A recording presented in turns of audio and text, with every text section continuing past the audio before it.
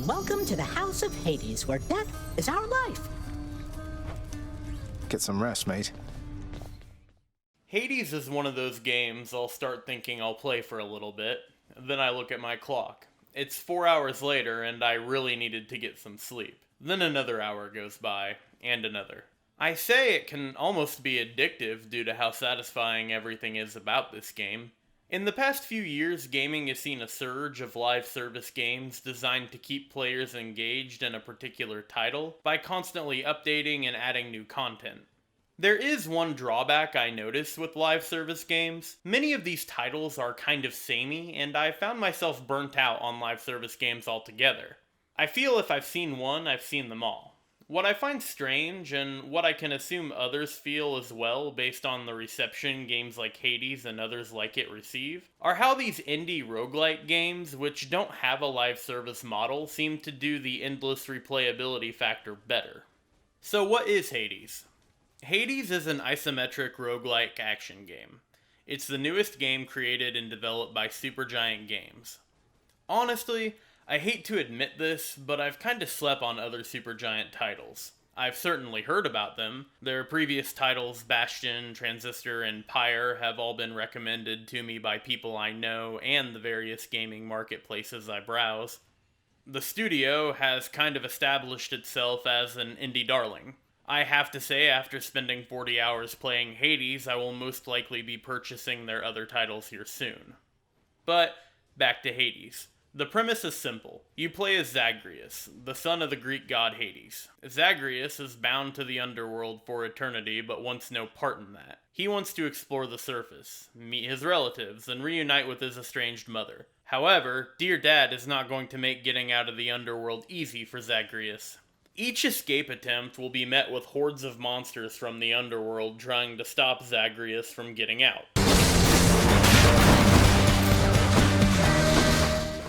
If you're familiar with titles like Enter the Gungeon or Dead Cells, you'll feel right at home with Hades. Each escape attempt starts and ends the same. Throughout the escape attempt, you'll grow stronger by collecting various upgrades, spells, and passive abilities that help you progress through the game as the difficulty increases.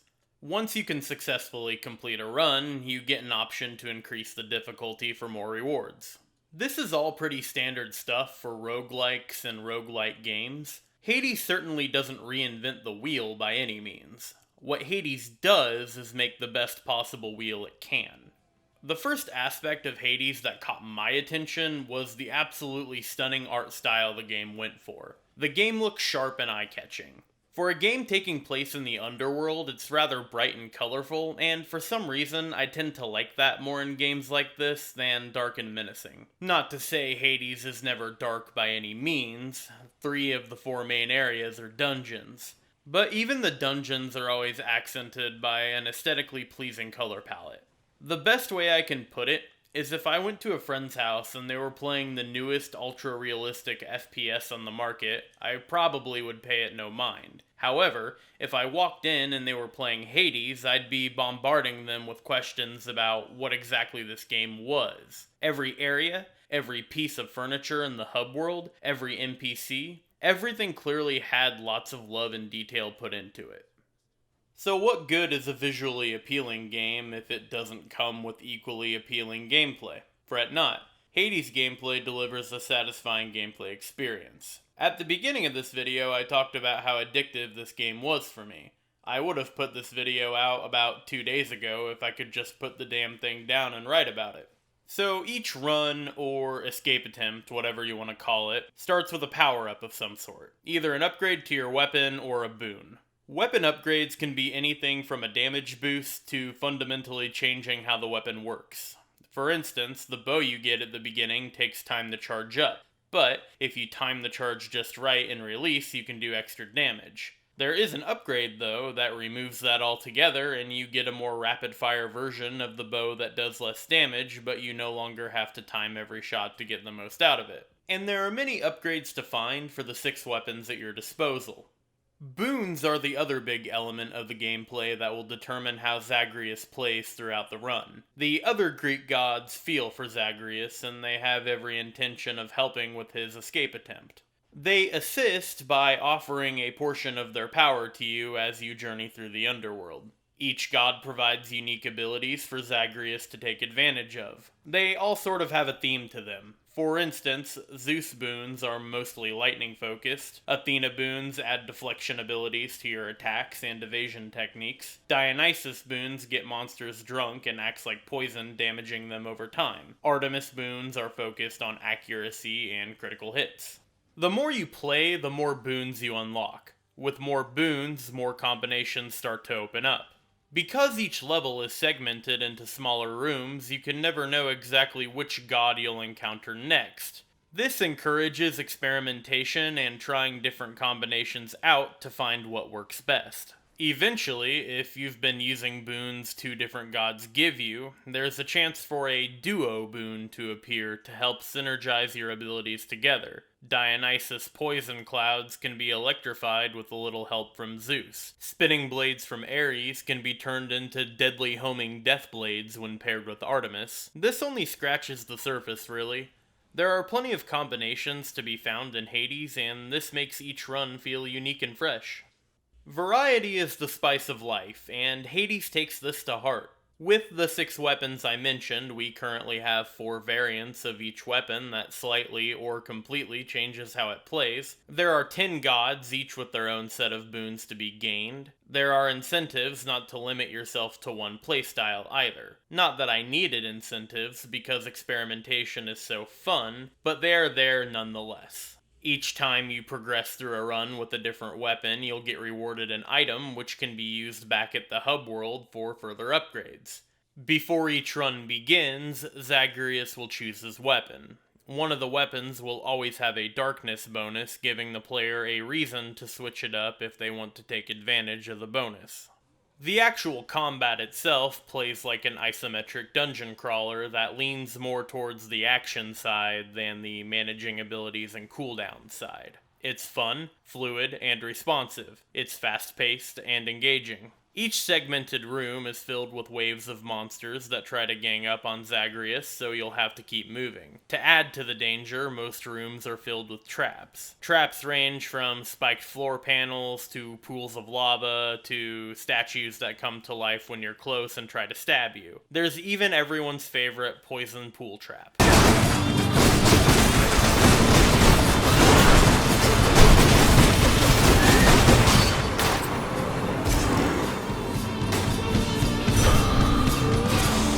Dead. Whether Zagreus succeeds or fails in his escape attempt, he always ends up back at Dad's house. In the hub world, Zagreus interacts with the NPCs hanging out in the underworld, upgrades his abilities and weapons, and can even upgrade the hub world with various cosmetics which can turn your underhouse into a underhome. See, after each run, you lose all of your boons, weapon upgrades, and gold, but keep everything else. Each item or currency found has a specific purpose in the underworld. Gems provide cosmetic upgrades, Darkness and Keys upgrade passive abilities for Zagreus, Titan Blood upgrades your weapons, Nectar and Ambrosia upgrade your relationship levels with other NPCs. Again, these sorts of elements are nothing new to roguelites, but Hades presents them so damn well. I've never seen so many options before. Well, satisfying options. Obviously, weapon upgrades and Zagreus upgrades are going to be the most appealing, as getting those helps you progress through dungeons and have more successful escape attempts. But, like I said earlier, everything has so much detail put into it. Each NPC you encounter knows or has a relationship with another character in the game, and by talking to each of them, you find out more about them and their relationships. You even get rewards for completing these side stories. Most of the time, while talking with other NPCs, you can find out more about why you're trying to escape and the mystery behind the events that led Zagreus to want to escape in the first place. The details don't stop there, though. NPCs will comment and talk to you about your recent exploits and your last escape attempt. The gods that give you boons during your escape will comment about other NPCs, which you can bring up to them the next time you're in the hub world. Even the smallest things you wouldn't think would get some sort of flavor text or voice line gets fleshed out. When you upgrade cosmetics in the hub world, Hades always has some snarky remark, and so far I haven't heard repeated voice lines. Or, if I had, there are too many to notice the repeats. What makes Hades such an awesome game is no time ever spent feels wasted or without purpose. In my 40 hours of playtime, I never once felt like I wasn't one step further towards achieving something big, and I never felt like I wasn't achieving anything at all. The game always provides positive feedback when it comes to overall progress. I'm not even playing in a way that would be considered optimal either. I really haven't even scratched the surface. I went on YouTube to look up something about a certain weapon variant, and I came across people playing Hades with all the difficulty sliders turned up to the max, with completely upgraded everything, and I'm not even close to being there yet. Normally games like this don't incentivize me to want to try to get that far, but Hades does. There is a plot twist to this review though. As of today, Hades is still in early access. I believe we are currently one update away from 1.0 going live and the game actually being considered complete. This is astonishing to me. Nowadays, some of the biggest AAA titles have day one patches and are typically released incomplete. Live service games, especially, come out and are only considered good or complete after a year's worth of updates hit. Some are left incomplete. Here's looking at you, Anthem. Anyways, Hades as an incomplete game feels more complete and robust with the content currently available than a lot of other games with a focus on replayability are. I didn't even know if I wanted to wait until 1.0 came out to do a review on this, but I decided I had too much fun to wait. Hopefully, like other Supergiant titles, this will make its way to consoles as well. I personally think this game would be perfect for the Switch. While I was in the process of playing and writing this review of Hades, I ended up going to Supergiant's website. On their homepage, they have sort of a mission statement or motto, which I'll go ahead and read. Supergiant is a small developer with big ambitions. We want to make games that spark your imagination like the games you played as a kid. I can definitely see this in every aspect of this game. As impressed and satisfied as I am with Hades in its current state, I am beyond hyped for the updates in 1.0. If it's more of what Hades currently is, this will be one of my favorite games in the past few years. It might even already be. Thanks for watching.